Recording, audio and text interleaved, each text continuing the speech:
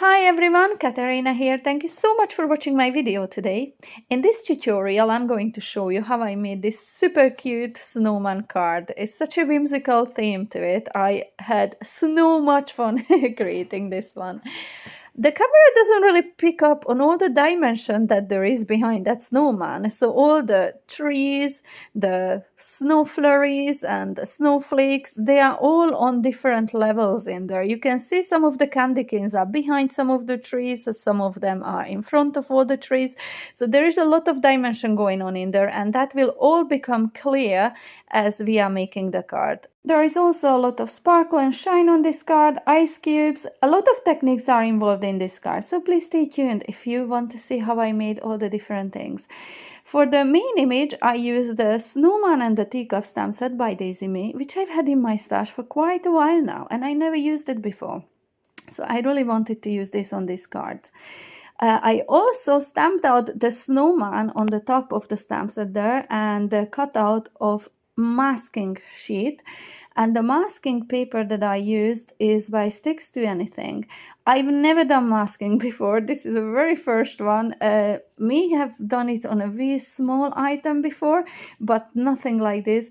So I was really challenging myself with this one, and it is so easy done. So I encourage anyone that is afraid of trying to do masking, don't be, because if I could do it, so can you, honestly. So in here, I'm just going to show you how I stamped the snowman inside that teacup using some masking. And also for that mask of the snowman, I stamped it on the masking sheet using VersaFine Onyx Blacking and heat embossed it with clear embossing powder. And I've cut around the snowman with my fussy cutting scissors, and I did not leave any border around the snowman on the masking paper. I cut it right on that raised line from the embossing powder. To stamp my snowman image, I'm going to use a Superior Smooth white cardstock by Wow, and I'm going to use my stamping platform from Craft Stash, which I'm quite new to having, and I have to say I really enjoy using it. Bit of anti-static powder, and you can see a piece of acetate I laid down in there. It's because in case there's some residue ink left on that stamp, I don't want it to smudge onto my white cardstock. This way I can see exactly where I'm stamping it, and I can remove the piece of acetate now. Using VersaFine Onyx Black ink, I'm going to stamp this onto the cardstock. And once I'm happy with the image, I'm going to heat set this using clear Wow embossing powder. I'm using the higher speed on the dual heat gun by Wow. And once I'm happy with this, I'm putting it back into my stamping platform with the piece of acetate on top again, just in case there's a little bit of a residue on the teacup from the previous snowman I stamped. So once I'm happy with the positioning, I'm going to put the masking tape that I've cut out on top of that snowman, and I'm going to use the VersaFine Onyx Black ink again to stamp the teacup. I think I go back one more time in there, and I think I'm happy with it. Now I can remove the masking tape, which I will put on a piece of acetate, and I will keep this at the back of my stamp set. I can come back and use it again in the future. I also decided to stamp out a candy cane just because I'm going to show you how I color them in. I already have loads of them ready, but I'm going to show you my coloring in this one. So I've again used the clear heat embossing powder and my heat tool, and I'm going to heat set this as well. Because it is a specialty cardstock, I like to keep any excess in the original packaging. That way I'm not mixing it up with my other cardstocks. And now we are on to the coloring. I'm using alcohol markers, and I'm using the Tree Blend markers by Spectrum Noir. And the colors that I will be using is the pale pink blend, the ice blue blend, and these are the main colors. To add little details, I will be using the alpine green blend, and this is for the holly leaves. I will be using the gold yellow blend. It is for Frosty's nose. The lightest shade of the ice gray blend will be for Frosty himself, just to add a little bit of definition. And later on I will bring in the coral blend for the berries and the red brine blend for Frosty's arms. So for my coloring, I'm really just going with the darkest shade on the outside of the images on either side, coming in towards the middle, I am going to lightening the shades by using the medium shade of each color and then the lightest in the middle, as if the light source was coming from straight on. But I really am not a coloring artist, so this is just how I like to color. And now I'm going to switch colors and I'm going to use the pale pink blend to add to the ribbon. Again, on the outside edges I'm using the darkest shades and then lightening towards the middle. Now I did think hard and long about using pink with the blue. I didn't think I will love it as much as I do. I really think these just work together so well. Real nice and soft colors. I'm adding only the darkest shade on the rim of the teacup, and now moving on to Frosty, I'm just going to use the lightest shade of the ice gray blend, and I'm just going around the face and around the body. I'm leaving the middle of both parts just white. Once it dries, it will blend into it so nicely. It just adds a little bit of a definition to Frosty. He doesn't look like he hasn't been colored in at all. I love that look. So now I'd like to draw your attention to that bit between the snowman and the teacup. You see this image I done previously? I did not have that. The difference really is just the way I positioned them in my stamping platform. The first one was without this liquid part, but then I had a change of heart. So for the rest of the images, I added this onto it.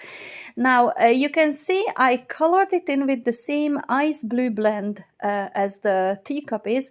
So it kind of blends together now. It can't really make a distinction what's the liquid and what's the teacup, but once I will add texture to it, it will look like an ice or icy water in there.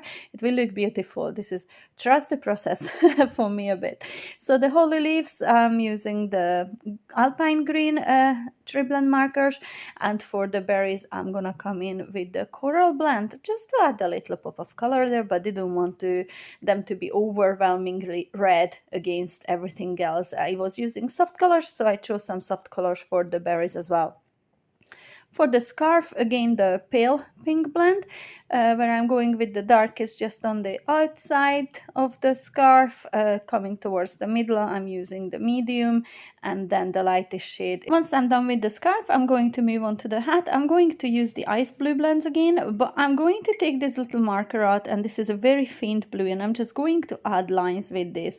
This is very optional. It just gives me a guide on where I should be putting my stripes, because I want this hat to be stripy, but I didn't trust myself to do it straight on with the darker colors. So I'm adding the darkest shade along those lines that I already put there with the other marker. And then on the larger stripes, I'm using all three of these shades, and on the smallest ones here at the end of the hat, I'm just using the darkest one and the lightest one. Coloring the candy cane, I'm using the medium and the lightest shade of the blue, medium on the two sides, and then I fill it in with the light. Similarly, I done it with the pink. So using two shades of the pink, that's pink candy cane, or the third one where I used pink and the blue, alternating. Now, where I only used the blue or the pink, I came back with the lightest shade of the ice gray and just filled a little bit on the white spaces out there. Here I realized I forgot to color in his nose, so I came back with my gold yellow blend and I added some color to Frosty's nose. And now, not my favorite part of the job, but I'm fussy cutting this image. I haven't got the matching dies to this stamp set, so I am going to fussy cut. Now, on the outside edge, it's not hard to do it at all.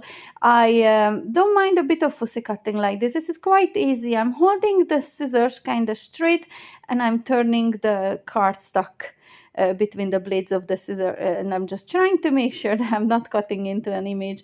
I'm leaving a white border, a very thin white border all around my image in there.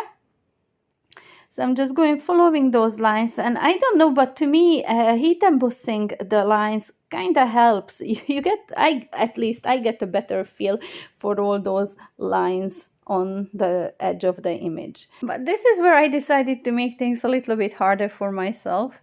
So I decided to cut out that empty space between the hat and the snowman's body there. So I poked a little hole with my poke tool and I went in with my scissors. And to me, the best way to do this is to make a small hole and then make it bigger and then bigger. And then eventually you will be able to come through with your scissors from behind of the image, which will make sense in a minute when I will be doing it. So it is looking still quite like a hot mess right now, but it will look lovely. Now, I am no fussy cutting master. I always say this because I really am not. This was heavily influenced by videos I saw by Monica, and her channel is Crafting with Quilling Lady. She does some magic with her scissors. Honestly, I was just mesmerized watching some of her videos lately where she's just fussy cutting images out like it's nothing. And I'm sitting there like, this really can be done. To me, it was always just an impossible task.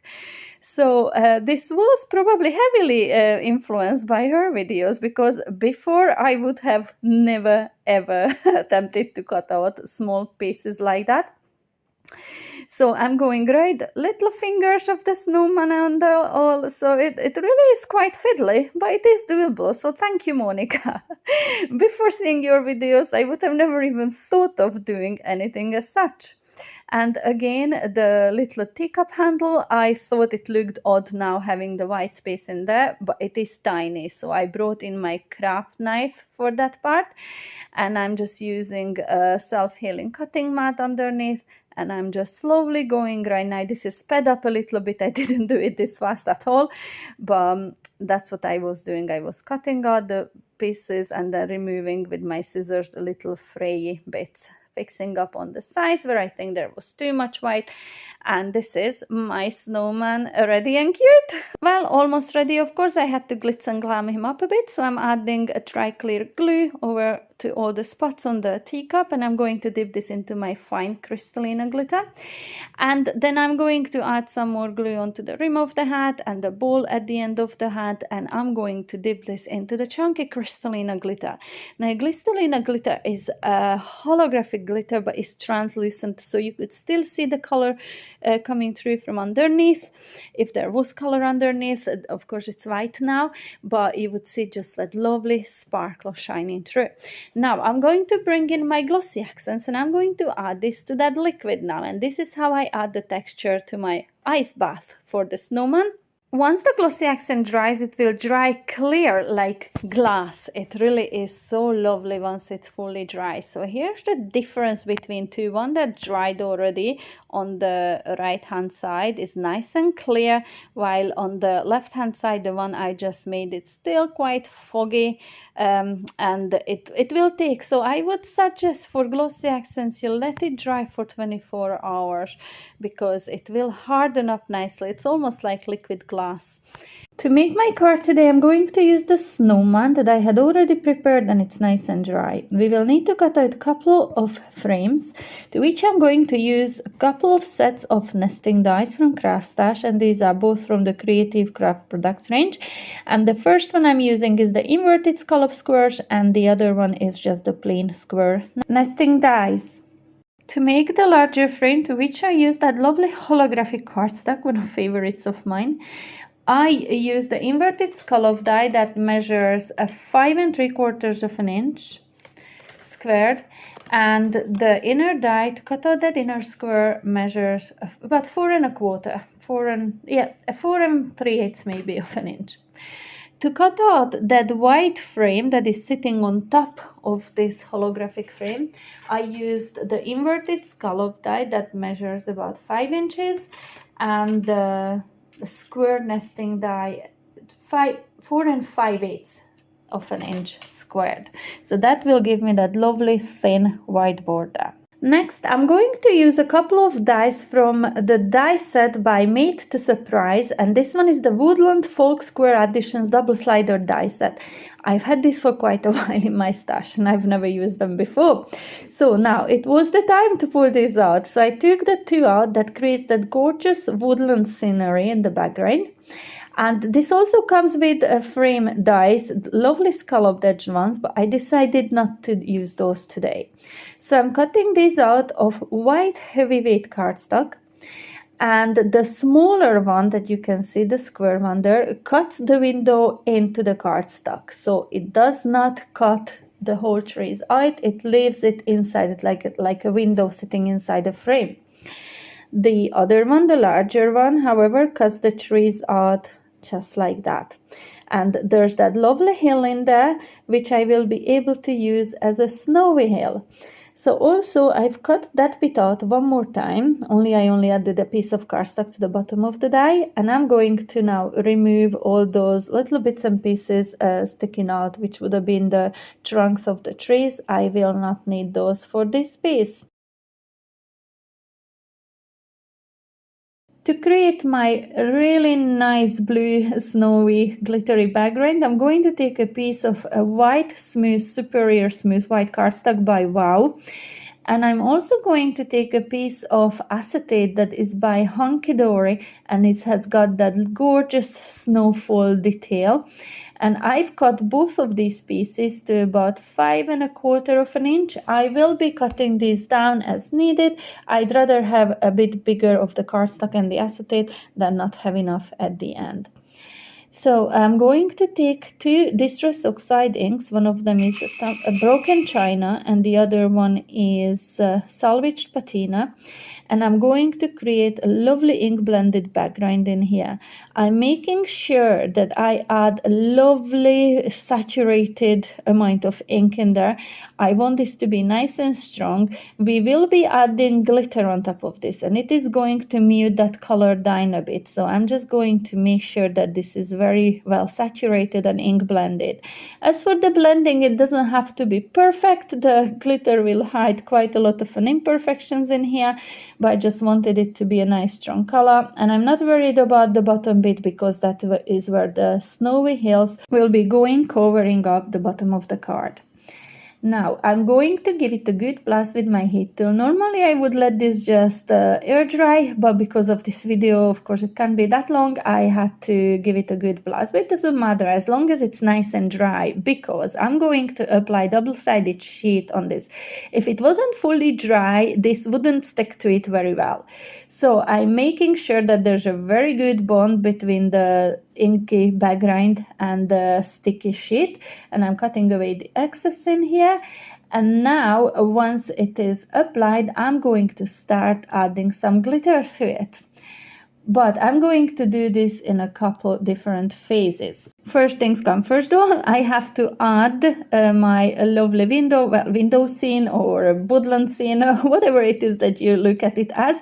I'm making sure that all those trees are very well stuck to the double-sided sticky sheet. The first glitter that I'm going to apply to this is Silver Gilt by Chloe's Creative Cards, but use any glitter that you have in your stash as long as it has all these bigger and smaller bits.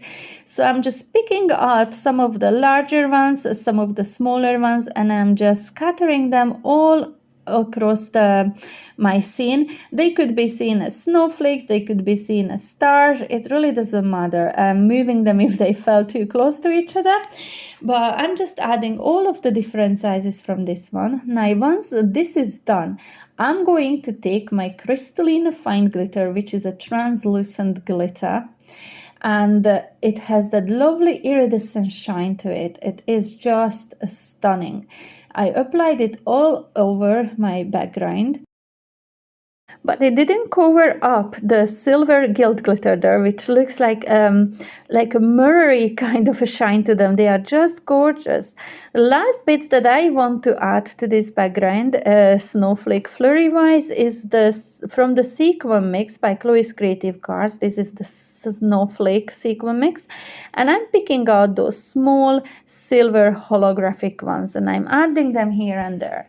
That's enough because I will be adding more on top of this acetate once I'm assembling my card. So the snowflakes will be on all different levels on this card. It is just gorgeous. Honestly, there's so much dimension to it that I was struggling to show on camera, but in real life it looks stunning. So now I'm going to glue the top of those trees onto the top of that frame, making sure there's a good adhesion. And now I'm going to cut everything else down to size, so everything will be hiding behind that frame. This is a bit fiddly because the frame I work with is quite thin, so I'm trying to make sure everything hides behind it and nothing is poking out. So here and there I will have to come back with my small scissors and just cut away bits that are still sticking out on the outside of that frame. That's what I'm doing in here now. Okay, so now I will have to glue this on top of my holographic cardstock. To do this, I'm using the art glitter glue and I'm just adding a very small bit of it. So now I'm going to flip it over and glue it on, and the only way I know to get a good adhesion in there is to place some heavy books on top of that. So I'm going to take this and set it aside for now. And while I'm waiting, I am going to show you one fun technique in which I created my ice cubes. So I used the sugar cube die from the Stitch teacup die set by Longform and tried to cut it out of acetate. It does not cut through it, not that I was expecting, I knew it wouldn't, but it embosses the line perfectly, so it's very easy to cut around them. And also it embosses the lines within the ice cube, make it look like a cube. Then I added some of that blue with the ice blue alcohol marker and also some glossy accents. Now this is quite fuzzy and milky, but once it dries, they dry so lovely and clear, like a bluish shine to them, just like proper ice cubes. For the sentiment, it's no much fun. I stamped from the sentiment set and I fussy cut them, and I just went around the edges with the lightest shade of the ice blue alcohol marker blend. And these are all the candy canes that I colored in all the color combinations that I showed you before. I will be using these to decorate the front of my card. Now this is the piece that the heavy books were sitting on. I already applied double-sided tape to the back of it. Now I remove the backing and I'm going to attach my acetate to it. Now if you want those trees to be attached to the acetate, you would need to use double-sided tape when you're cutting that die out. It doesn't bother me that they are not attached, but if that's something that bothers you, you might want to consider that. Now I'm cutting down this other piece to a size that would fit behind this one, but I have to be careful when I'm cutting down the top side. I want to make sure that the straight edge line does not come into my window frame. So I'm just marking it with a pencil line and just making sure that it sits behind it perfectly without that straight edge of the top of the window, which is what I call the window, would come into picture. Now I took this snowy hill and I flipped it over to the other side. And now it sits so lovely behind this snow hill. I'm applying dry clear glue all over that snowy hill, just scribbly lines really, and I'm going to apply some glitter to this, which is by Cosmic Shimmer, and this is the Glitter Jewels range, and the glitter is called Iced Snow. It's such a lovely pure white shine. I just love it, and I'm going to use this same on the front of the card as well, so on the other snow hill. And I'm just going to have to set these aside to dry a little while. The glue dries pretty fast, so I'm not concerned about that, but I still don't want to touch it while it is too fresh, as I would just end up smudging them. And while I'm waiting, I'm going to show you different variations of the snowman that I colored in. The card that I already made, I used the pink to color in the teacup. On the rest of them, I used the blue. Now, you can see that on this one on my right hand, it does not have that icy water detail because I set the teacup a bit higher when I was stamping on top of the masking tape. On the other ones, I pulled it down a bit lower. That one was the first one that I made, and then it was just an afterthought that I should leave a little bit of room for the icy water.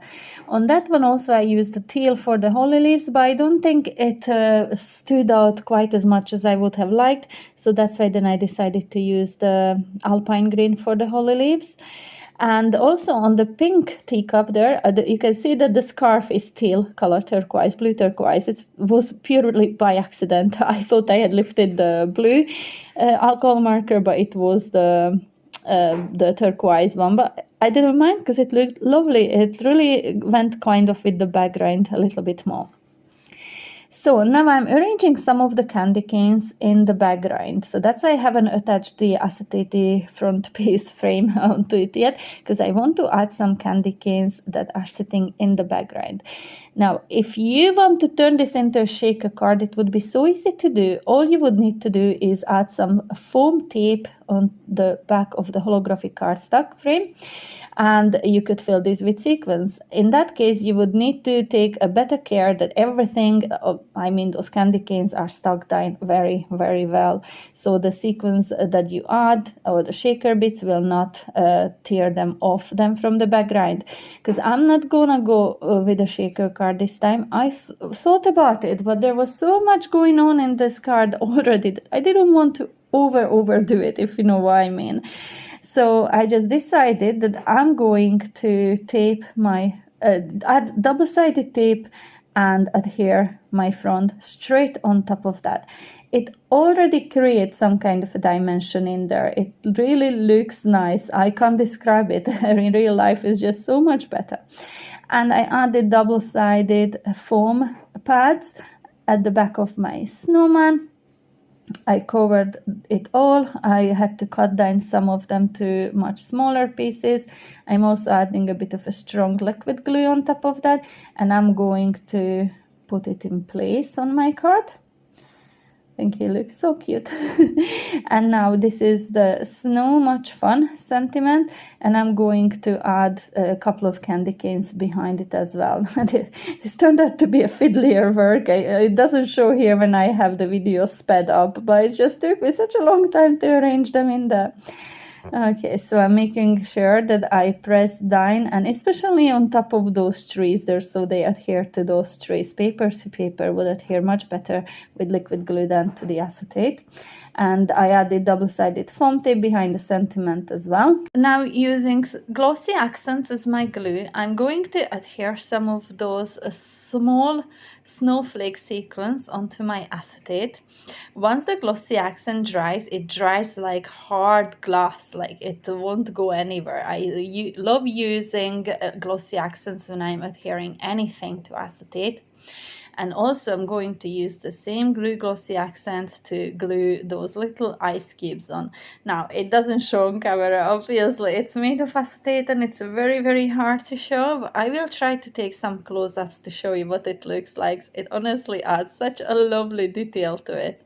Now all that's left to do is to choose a card base. I have two different blues in here. One of them is this lovely darker blue. The other one is like an ice blue, much lighter. And I thought this one was working much better with my colors. So this is what I used for both of these cards actually. And I'm going to use my collal glue, and I apply quite a generous amount to the back of that card. I want to make sure that everything will stick on very, very well. The last piece of detail that I need to add to my card, and I'm trying there the pink ones, but then I decide against the pink ones. I'm gonna go with the blue ones. So I'm going to add a blue medium sized onto the corner, and then two of the smaller one on either side, and I'm gonna do that on all four corners. And this set is from Chloe's Creative Cards. The two cards done exactly the same way, just slightly different color variations to them. How gorgeous do they look? So now I'm going to show you a couple of close-ups. This is the card that we completed on the video today. This is a close-up which shows you all those lovely ice cubes in there. Just love them, how cute are they? And this is the card that I had previously made. And now I'm gonna come in with a little video just to show you some sparkle and shine going on that card. As hard as it is to capture it on video, I hope you can see how gorgeous this is.